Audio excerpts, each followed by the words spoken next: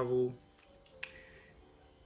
This is my first novel by Bernice Mcfadden.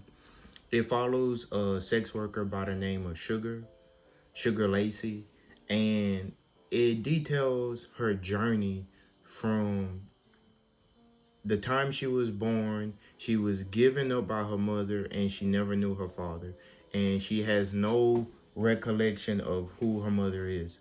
So the story takes place in a small town of Arkansas, Bugaloo and Short Junction, but it also incorporates a little bit of her time in St. Louis, Missouri, and Detroit, Michigan.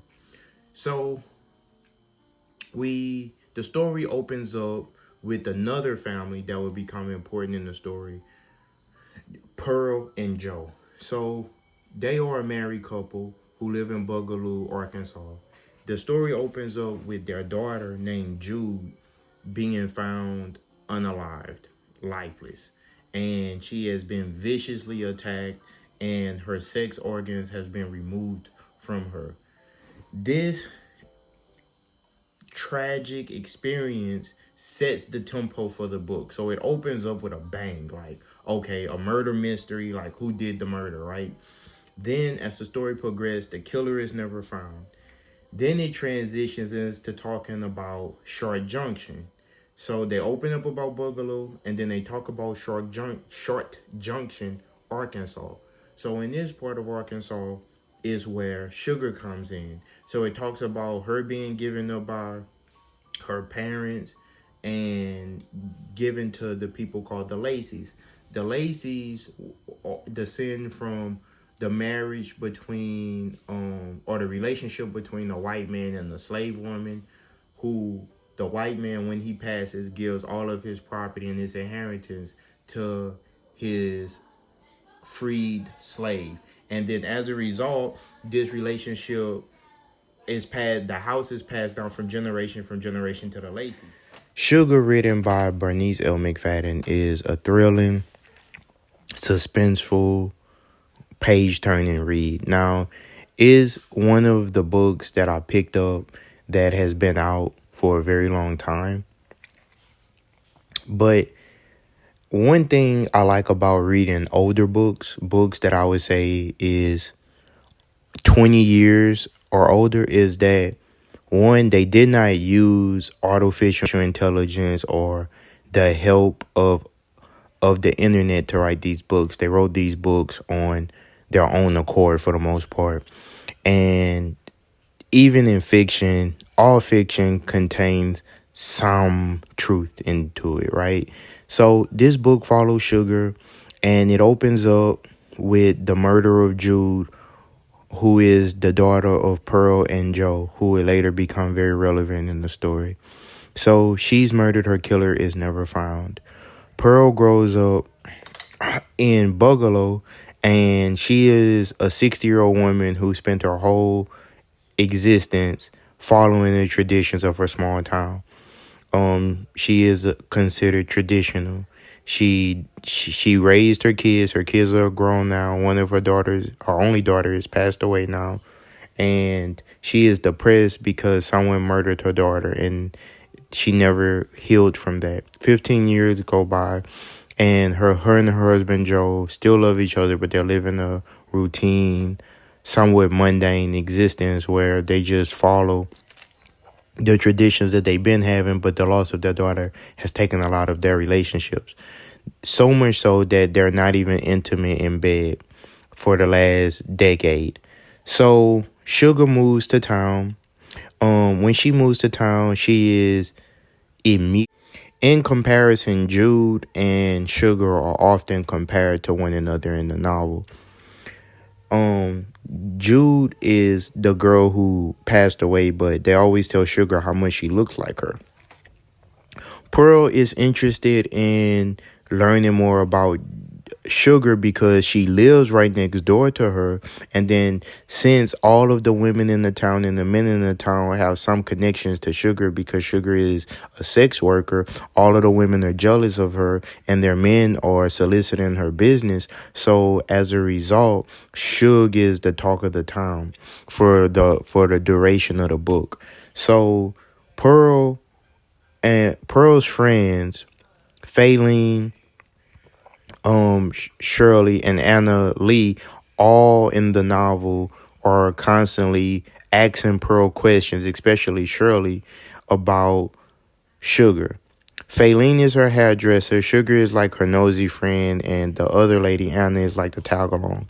So they make like a three peas in the pod relationship where they all are antagonists to Sugar. So Sugar, she moves into this house in Bugaloo, Arkansas, that her mother that she never met left her.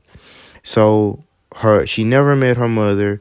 She was dropped off as a young baby at the Lacey's, who ran a brothel in Short Junction, Arkansas. She grew up there for 15 years. She got introduced to the trade living into a brothel, and she holds anger towards the Lacey's because although they raised her, they at 15, 16 years old allowed her to have her first time in a brothel by a man much older than hers. And from there, her innocence was just taken. And she never had control over her own body. She was forced to always have to sell her body for food, shelter, clothing. She had no parents. She ended up running away one day from the Lacey's, and she ended up moving to St. Louis, Missouri. While in St. Lucie, she ended up staying with a lady named Miss Morrissey, and she's 15, 16 years old. She moves to St. Louis all by herself, and while she's there in St. Louis, she ends up doing the same thing that she's always done, participating in the brothel at Miss Morrissey's. After a few years of doing that, something comes over her where she says, she's had enough, and then she leaves. Miss Morrissey never mistreats her, but she's running a brothel in the business. And so she leaves that boarding house and she goes to Detroit. Miss Morrissey gives her a card and tells her that call this man on this card and he has a record label in Detroit since you're going there. So she goes to Detroit. While in Detroit, she's at this office to see this man named Schwartz or Quartz, and he is said to be a Jewish man who runs this record label. So in the story, when she goes to his office, he's telling her, or like asking her what she wants, and she's like she's there to sing and possibly get a record deal, and he sits in front of her and he propositions that if she wants to get the record deal, then she has to perform fellatio on him, and she has to have a sexual relationship with him moving forward, or else she's not going to make it in the record business. She declines, and this is her first time where she is trying to step out of being a sex worker, and she's trying to make money another way. And she is met with resistance because he sees her as nothing more than a sex worker, because the woman who referred her to him, Miss Morrissey, owned a brothel. So he's not even considering her talent. She leaves the office. He yells at her and tells her that she'll never be anything in the industry, and he'll see to it she left. And then she goes back to the sex trade, depleted and depressed, and realize, and this takes a toll on her self-esteem. And she's young in her 20s, and she's like, wow, like I guess this is what I'm meant to be. This is what I'm meant to do. Because when she's trying to get out of it, it's difficult. No one's giving her a chance, and she doesn't have any other skills. So one night in Detroit, she ends up getting attacked by a trick, and he stabs her or cuts her in the neck, and she grabs all of her belongings. She wraps herself up where the wound is, and she flees back to St. Louis. When she arrives at the house that she used to live at, everything has changed. 13 years has passed. And she looks at this young girl that's outside the house, and she asking her if she knows Miss Morrissey. Come to find out, the young girl Mercy is Miss Morrissey's um granddaughter. So she goes. So Miss Morrissey comes in. She's so happy to see Sugar. Sugar hadn't wrote this lady, spoke to her since she left her house those many years ago when she was a very young woman, a teenager. So she lets her in. She gives her a room, and the relationship changed where the woman that used to be the madam of this brothel is now a upstanding citizen, and she treats Sugar like a mother would treat her daughter, right? And so Sugar feels love after having such a hard time in Detroit, and Miss Marcy ends up having a stroke. After she has the stroke, this affects Sugar, and she tries to put on a good Christmas, managing Miss Marcy's business. She puts on the Christmas. Miss Marcy comes home, and then Miss Marcy gives her a letter that was telegrammed to them that's 4 years old, and in the envelope it says, Short Junction, Arkansas, hey, come home, your mom's here.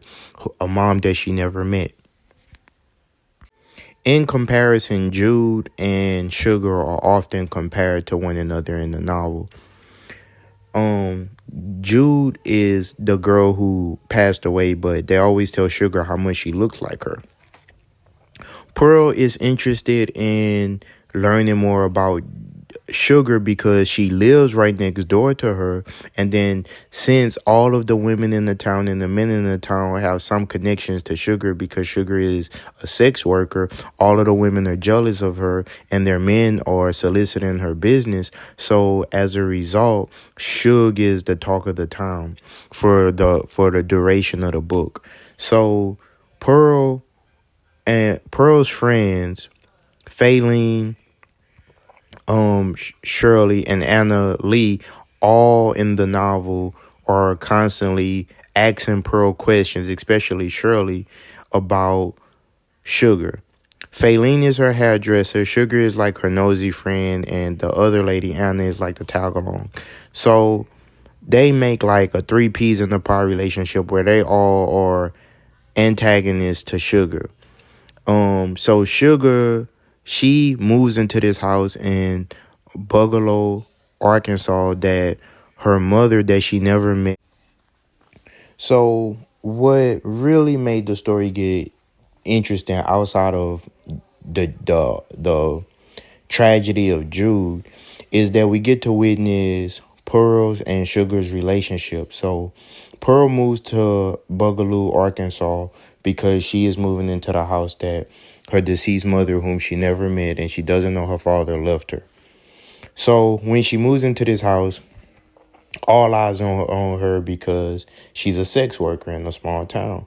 And so all of the men are frequenting her and soliciting her services, and all of the women are upset. Pearl becomes friends with Sugar and tries to transform her and get her out of the life, the only life that that Sugar has ever known. So while all of this is going on, Joe takes a trip to Florida to visit his family. Joe is Pearl's husband. So while he's going for 2 weeks, over this 2 weeks, Pearl and Sugar become really close. They argue, then they begin to kiss and make up, and then their relationship blossoms over this 2 week period. And the brunt of the book happens in this 2 week period. Okay. So while this is going on, later on in the story, when Joe comes back, Pearl tells Joe all of the fun and the different things that she has been doing with Sugar. She's been going to the juke joint. She wanted to know would Joe be upset about that, and that she dyed her hair. She's 60 years old. She's dyed her hair. She's coming out of her shell a little bit for the first time since her daughter passed away in 15 years. And Joe is happy about it, and he sees the transformation, and he's thankful for Sugar. Later on in the story, she takes Joe and Pearl to the juke joint, and then she performs, and then she sees this guy named Lappy. Lappy is the street thug who gave her the connections to perform at the juke joint, and he has this relationship with her that is toxic. So sometimes he treats her like he likes her, and then other times he treats her like he hates her. And he uses fear to control her, and he pays her to allow him to abuse her. So Lappy is this thug, and they have an argument because the more time she is spending with Pearl and Joe, she's not spending it with Lappy. Lappy threatens her at the juke joint and says that he's going to hurt her. Joe steps in, and then he promises vengeance, and he walks away. So as time passes and all of this, we end up in a situation where Lappy calls Pearls and tells her that he is going to have intercourse with her. Him and another man, both of them, are going to do this to Pearl, and not to Pearl, to Sugar, and she has to oblige, or else he's going to hurt Pearl and Joe and her. And Lappy has a heroin addiction, and he's an alcoholic. He has serious issues. And later on in the story, we find out that he has actually murdered before. So, Seth comes to town, who is Pearl's son. Seth and Sugar are having this friendship, and they start to get sweet on each other. While this is going on, Seth is living in Harlem. He's planning on starting a business up there. He has all of these dreams, and Sugar is falling in love with Seth. So Seth asks her to come back to New York with him to start a new life. He doesn't know anything about her past or all of this stuff, and the mom, Pearl, wants them to be together. What the reader knows that they don't know is that they're actually siblings. Well, how are they siblings? Joe had a child with a woman in Short Junction, and that child is actually Sugar, but no one finds this out until the end of the story. Not even Sugar knew until the end of the story. So I'm kind of glad that, Sugar and Seth didn't hook up, because that would have been gross, because they're actually siblings. Okay, but we don't know that at the time. Well, they don't know, but the readers know. So the story goes on, and then what ends up happening is Seth plans a date to go out with Sugar, and Lappy ends up calling her and telling her all those things I just said about how him and the other guy was going to have a threesome with her, and that she couldn't turn it down, or he would hurt the people that he been seeing her with and who she's, been giving all of her time to. So she obliges, and she's heartbroken because she wants to go out with Seth, who just asked her to come to New York with him, and they were planning on leaving the city together, and then her past comes up with Lappy. So Seth is knocking on her door. She doesn't answer, and he thinks that's weird because that hasn't been her pattern. So then Joe and Pearl and Seth are all knocking on her door. She doesn't answer. And then Seth comes in, and he knocks on the door, and he tells her, Lappy comes in, he knocks on the door, and Joe, Seth, and Pearl are all standing out there in confusion. Sugar opens up the door, looks at Seth, looks at Pearl, and looks at Joe, and lets Lappy come in, and they are all shocked. Seth is infuriated. He's hysterical. He packs up his suitcase, and he pledges to leave Bugaloo, Arkansas, because nothing ever good happens in the South. He's heartbroken. The girl that he doesn't even know is his sister just blew him off for another man. Okay. Well, the man Lappy, he abuses Sugar and then stabs her in the stomach, and also confesses that 15 years ago He's the one who killed the little girl named Jude. He leaves the house full of blood on his body, and this way it kind of turns into like a thriller. Pearl is still looking outside of her window, where she can see her neighbor's house, and then she realizes that something's not going on. So he gets in his car, he draws off, he stops, he pukes, and then she's looking at him, and it's like she could tell that something not right, and he didn't close the door. He left the door wide open. So Joe and Pearl goes over to Sugar's house. They find her in the bed, barely conscious, and she's been severely beaten and stabbed. And as a result, when they end up nursing her, they take her to the hospital, but they leave the police out of it. They able to save her life. They nurse her back to health, and then when she gets healthy enough, she pledges to leave. When she left, she went to church on New Year's Eve. She told everybody in the church basically that they were really mean to her. They don't even know her, and the only people that was nice was Joe and Pearl to her while she was in town. No one cares. They're thinking like good riddance. When she finally leaves, Pearl is heartbroken, and Joe is confused to a degree too. Now, at this point, we get the rising act, the resolution of the story where a year passed, the house is up for sale in Bugaloo, Arkansas. Joe is thinking back to his time when he was a young man working on the railroad, where he had this child, but he didn't know that he had a child, but he thought perhaps he did, because Sugar looked so much like his deceased daughter, Jude. Okay.